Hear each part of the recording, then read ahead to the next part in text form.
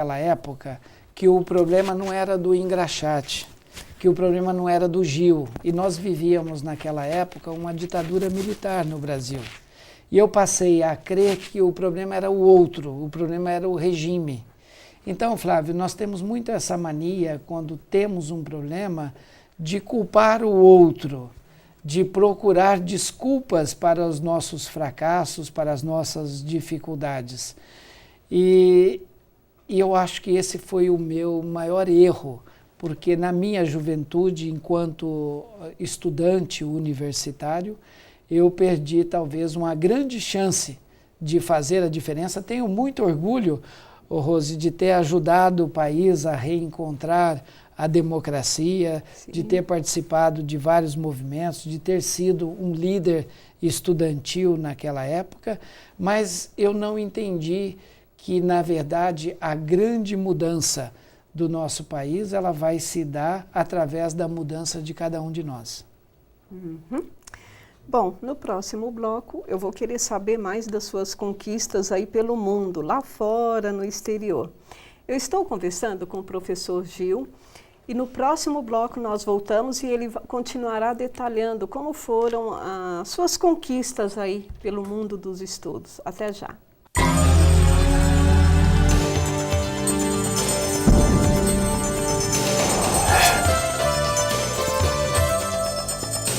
Estão abertas as inscrições para o vestibular 2011 da Universidade de Santo Amaro. As inscrições para o curso de Medicina podem ser feitas até o dia 18 de outubro de 2010 e os demais cursos até o dia 20 de outubro de 2010. Acesse o site www.unisa.br. Venha para a Unisa, 42 anos de tradição.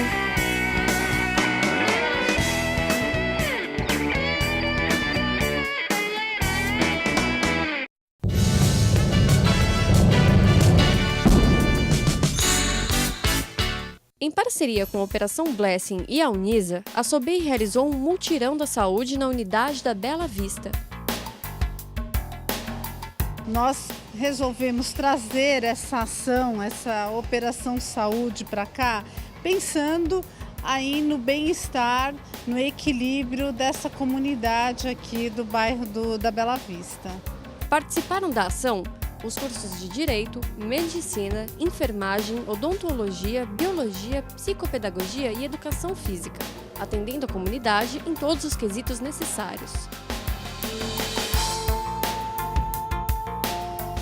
Fomos convidados, e com muita honra viemos participar do evento aqui na SOBEI, que é uma instituição que já é nossa parceira, porque já participaram em atividades na própria universidade, em outras disciplinas, como motricidade humana, planejamento. Entre as atividades prestadas estavam inclusas avaliações médicas, físicas e odontológicas, além de jogos recreativos. As ações comunitárias para a comunidade acadêmica é sempre muito importante. Nós procuramos sempre fazer essas ações em lugares carentes, em lugares que tenham um público que necessite das nossas atividades, que necessite do nosso trabalho. Os alunos aproveitaram para colocar os conhecimentos em prática e ajudar a comunidade.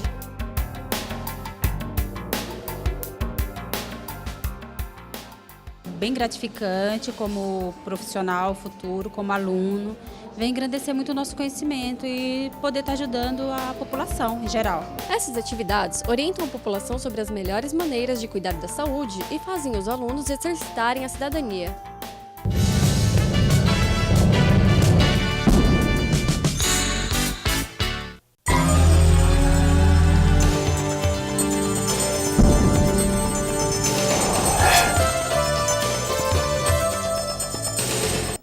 Voltamos a conversar sobre o engraxate que virou PhD com o professor Gil Lúcio. Antes de você responder a minha pergunta que eu deixei no ar no bloco anterior, a Tatiana Mendes, do bairro Saúde, quer saber qual foi a coisa mais louca que você já fez para ter um pouco mais de dinheiro. Tatiana, na verdade, eu fiz muitas loucuras para conseguir um pouco mais de dinheiro. Eu acho que uma das que me marcam mais, o papai havia ficado doente, nós estávamos ainda morando nessa cidadezinha infernizada pelo pó de cimento, e eu peguei um ônibus, fui até de frente de uma fazenda, pegamos a rodovia. Eu parei então nessa estrada, caminhei até essa fazenda e comprei lá 5 caixas de jabuticaba. E eu mesmo apanhei as jabuticabas. E aí contratei o funcionário dessa fazenda que levou de charrete as 4 caixas de jabuticaba até a rodovia. Só que a hora que eu cheguei na rodovia, havia perdido o ônibus de volta. Mas aí passou um senhor com uma rural e os 2 filhos dentro, e eu coloquei aquelas caixas, ele me ajudou a colocar, e eu levei para a cidadezinha para vender. Então, acho que essa foi uma grande loucura da minha vida. A outra também eu organizei uma vez em Araraquara, um show com o Guilherme Arantes. Puxa. E não é, Rose, que... Conseguiu contato com ele na época? Conseguimos. E eu era aí estudante universitário, e não é que conseguimos colocar 10 mil pessoas no show dele. Aquilo me ajudou muito. Ele já esteve ali no ápice, já né? É uma época áurea dele. Então, voltando à pergunta do bloco anterior, como você conseguiu ir para os Estados Unidos?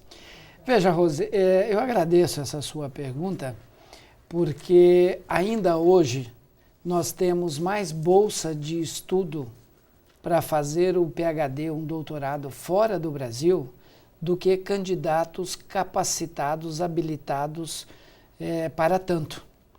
E é claro que eu havia conseguido uma bolsa da Fundação Rotariana para ser o embaixador da boa vontade. E aí nós temos várias outras organizações que dão bolsa de estudo, e havia conseguido então essa bolsa do CNPq, que é o órgão federal governamental de fomento a pesquisas e a formações de quadro no Brasil. Mas eu ainda precisava passar no temível TOEFL, que é o exame de proficiência na língua inglesa. Aí eu vendi tudo que eu tinha, vendi meu disco de vinil, vendi o meu fusquinha branco, e fui para Chicago, e lá fiquei um mês estudando inglês como doido. Prestei o exame e adivinha o que aconteceu? Não passou. Não passei. Ali foi o meu primeiro grande fracasso, porque o Gil agora não dependia mais do vendedor de latas de graxa, ele dependia só dele.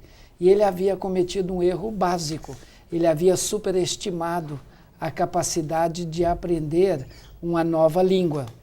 E quando fui conversar com a diretora do programa, ela disse para mim, Rose, que eu precisava estudar pelo menos 6 meses a 1 ano nos Estados Unidos, tendo em vista a experiência dos outros brasileiros. Puxa. E eu fui para o alojamento onde morava e comecei a chorar porque eu tinha dinheiro para ficar no máximo mais 1 semana. E então, sempre, às vezes, na vida da gente, nos momentos cruciais, aparece aquele anjo da guarda. Sim. Lembrei do meu compromisso comigo mesmo de não levar não para casa. Procurei a diretora do programa de inglês da universidade para ajudar os estrangeiros. E nós ligamos para o Rotary, e o Rotary concordou e pagou 2 meses e meio de inglês. E depois de 2 meses e meio, eu nunca estudei tanto inglês quanto naquela época. Eu prestei o TOEFL e passei. Ficou craque. Mas eu acho que o meu segredo de ter passado nesse exame, acho que não é nada especial que eu tenha dentro de mim.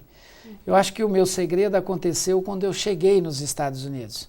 Eu cheguei nos Estados Unidos, uma moça me chamou e eu estava arrastando 3 malas na rua em direção ao alojamento universitário. Ela quer me dar carona. Cheguei perto dela, ela abriu o porta-mala, coloquei as malas, ela entrou dentro do carro e eu entrei do lado dela. E ela gesticulava e falava e eu não entendia nada, tudo que eu entendia era help car, ajuda e carro. Eu falei, mas meu Deus, o carro está funcionando, o que essa mulher quer, né? Será que ela não sabe que tem que pisar no acelerador? Depois de 10 minutos ela perdeu a paciência, me arrancou do carro, levou atrás do carro. Havia nevado, a temperatura subiu, a neve derreteu, a temperatura abaixou de novo, então criou uma camada embaixo do carro.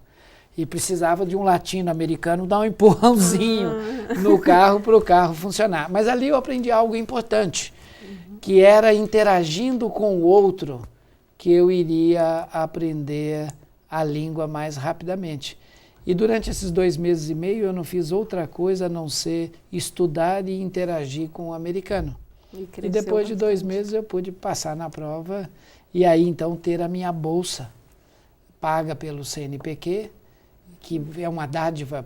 Eu acho que é melhor ganhar uma bolsa de doutorado, para fazer um doutorado fora do Brasil, ou mesmo dentro, do que muitas vezes ganhar um prêmio na loto. Sim. Porque com a bolsa você vai ganhar um treinamento que você nunca vai perder. Para sempre. E você pode ganhar muito dinheiro, muitas loterias na vida com um bom treinamento. E como foi separar da sua família? Porque você ainda os ajudava financeiramente. Sim. Nessa época. Essa época eu já era contratado, já tinha um mestrado na Universidade Federal de São Carlos, Sim. Já era contratado pela Unicamp, trabalhava na Unicamp. E eu lembro, Rosi, o que mais me marcou na minha saída do Brasil, o meu pai nunca acreditou que o homem tenha ido à Lua. E aquele homem me abraça e me dizia que ele esperava estar vivo para me encontrar depois daquele treinamento. Eu também era a primeira vez que eu iria andar de avião, né? E a minha percepção de mundo era completamente diferente, e havia um abismo de percepção de mundo entre eu e meu pai, mas eu tampouco sabia quando eu ia poder voltar. E aquilo foi muito difícil, porque até então eu procurava ver a minha família com frequência e a saudade apertou muito.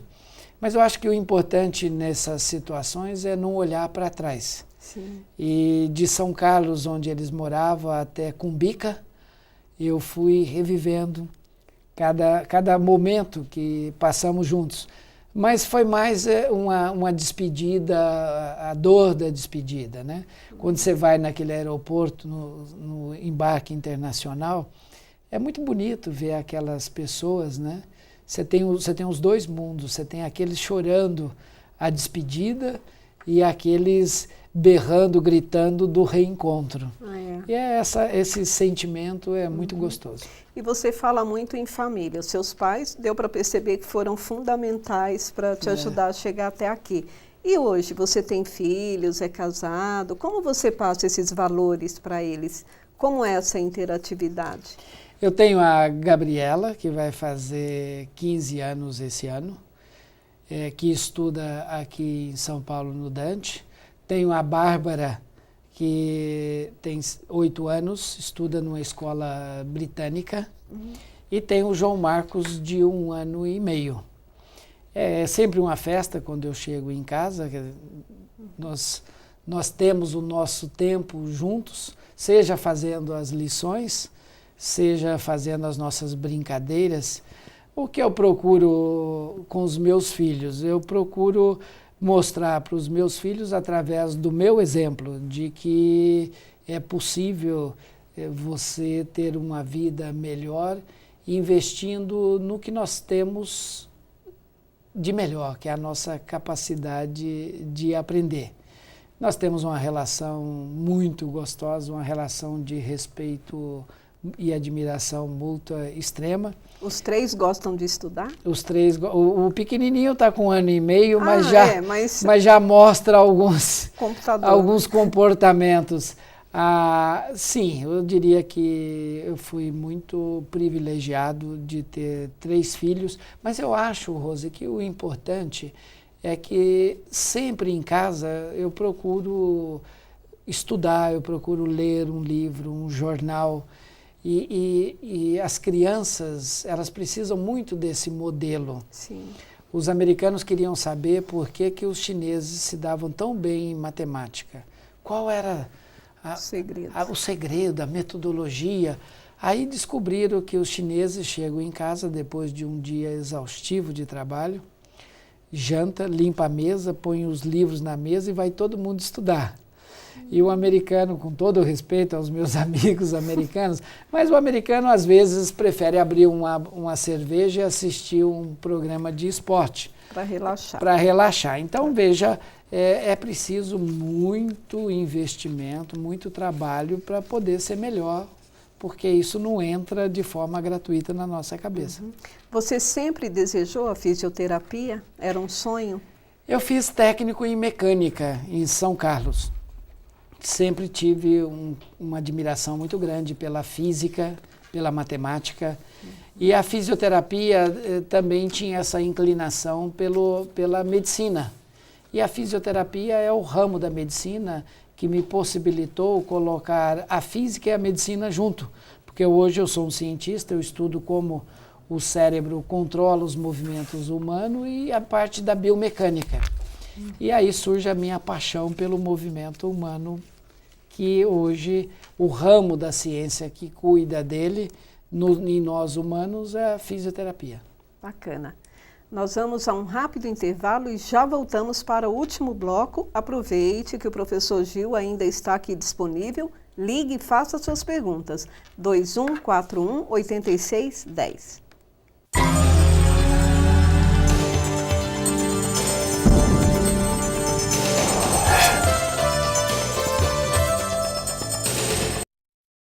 Todo mundo já convidou alguém para alguma coisa. Às vezes é só para se aproximar. Aceita essa dança? Ou para ver os amigos. Você bola quarta, hein? Às vezes é para a vida toda. Quer casar comigo? Doe sangue e convide alguém a fazer o mesmo. Entre para a corrente sanguínea.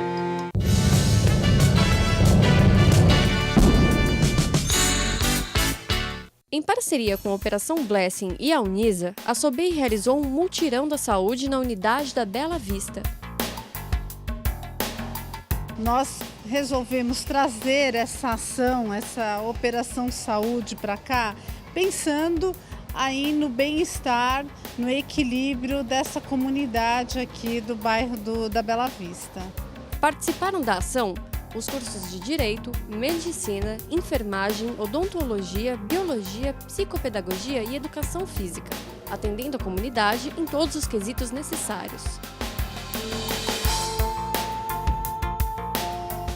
Fomos convidados, né, e com muita honra viemos participar do evento aqui na SOBEI, que é uma instituição que já é nossa parceira, porque já participaram em atividades na própria universidade, em outras disciplinas, como motricidade humana, planejamento. Entre as atividades prestadas, estavam inclusas avaliações médicas, físicas e odontológicas, além de jogos recreativos. As ações comunitárias para a comunidade acadêmica é sempre muito importante. Nós procuramos sempre fazer essas ações em lugares carentes, né, em lugares que tenham um público que necessite das nossas atividades, que necessite do nosso trabalho. Os alunos aproveitaram para colocar os conhecimentos em prática e ajudar a comunidade.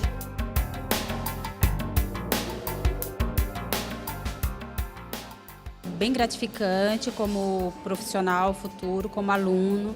Vem engrandecer muito o nosso conhecimento e poder estar ajudando a população em geral. Essas atividades orientam a população sobre as melhores maneiras de cuidar da saúde e fazem os alunos exercitarem a cidadania.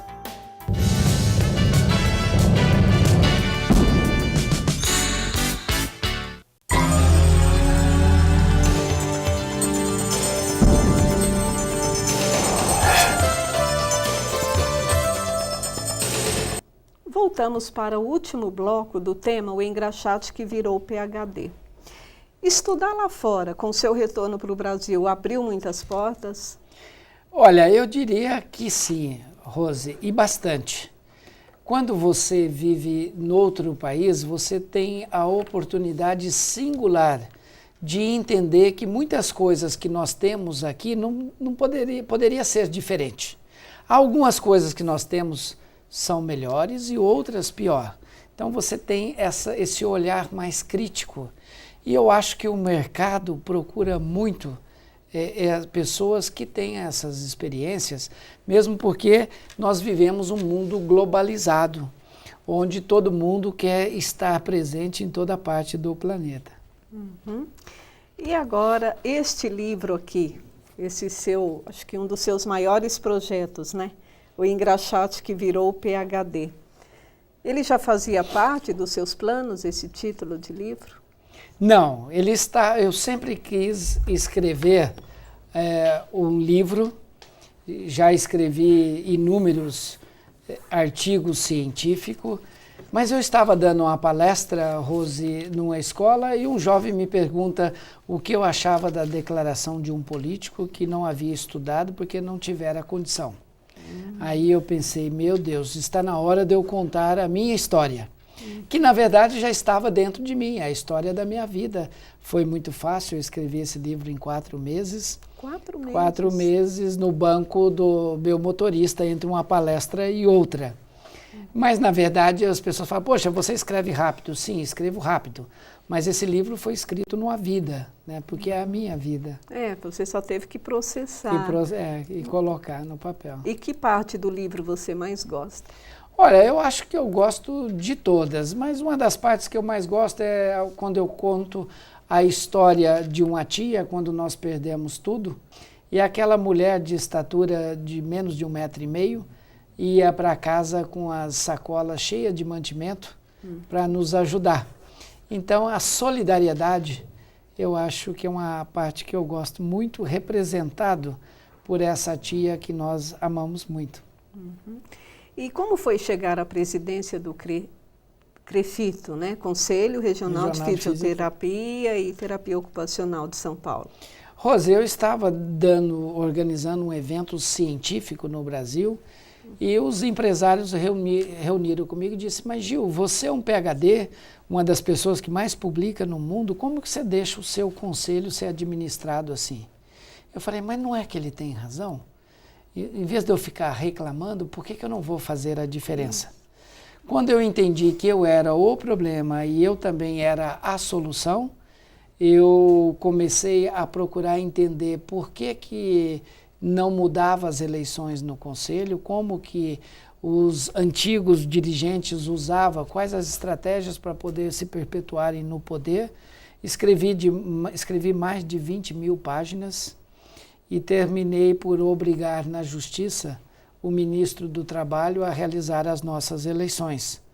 E aí podemos, então, ganhar o poder de fato. Quando eu cheguei no Conselho, toda aquela imagem daquele casebre me veio à mente, porque era uma sedezinha alugada e mofada. Eu fui para a Avenida Paulista e lá vi aqueles prédios suntuosos.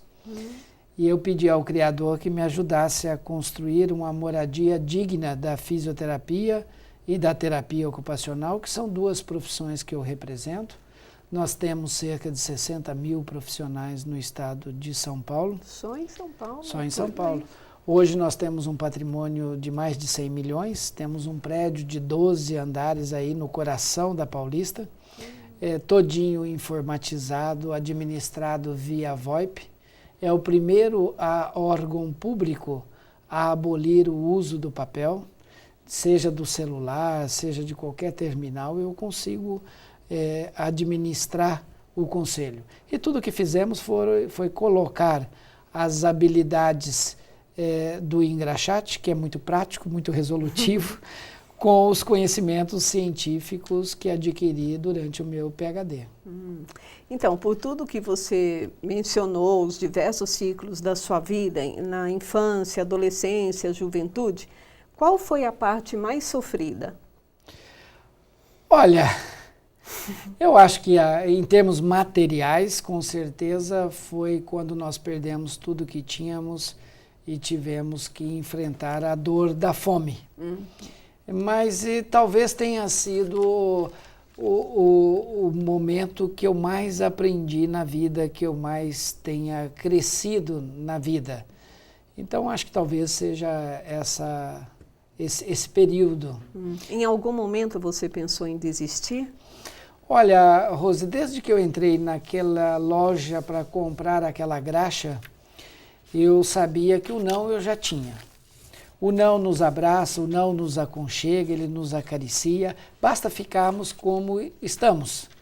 Então, saber procurar o sim é uma grande virtude. Eu nunca tive por que desistir, uma vez que eu sabia que eu podia e que eu deveria estar sempre procurando cruzar novas pontes. A vida é uma grande estrada, cruzada por várias delas, e à medida que você vai cruzando, você vai vendo que tem outras e outras à sua frente. Nós estamos quase chegando no final, mas vamos responder aqui mais algumas perguntas do público. A Raquel, do Jardim Alvorada. Você dá palestras para escolas? Como fazer para entrar em contato? Raquel, sempre que posso, eu dou palestra. www.gillucio.com. Gillucio.com, 2 L's, um L de Gil, um L de Lúcio. Em havendo disponibilidade, nós vamos estar procurando atender aí os pedidos. Robson, de Santo Amaro. Da bolsa de estudos que você ganhou, existe alguma para universitários que ainda não acabaram a graduação? Robson, o Brasil tem muita bolsa de estudo para iniciação científica dentro das universidades. As pessoas que querem trilhar o caminho do conhecimento devem procurar o coordenador do seu curso e perguntá-lo sobre essas bolsas que são oferecidas hoje no Brasil por algumas indústrias, mas principalmente pelo CNPq. Uma outra interessante, o Felipe, de Diadema. Alcançar o sucesso profissional deve ter melhorado sua vida de muitas formas, mas qual foi a coisa mais legal nisso tudo? Olha, Felipe, sem dúvida, os meus 3 filhos e a minha esposa, a minha família.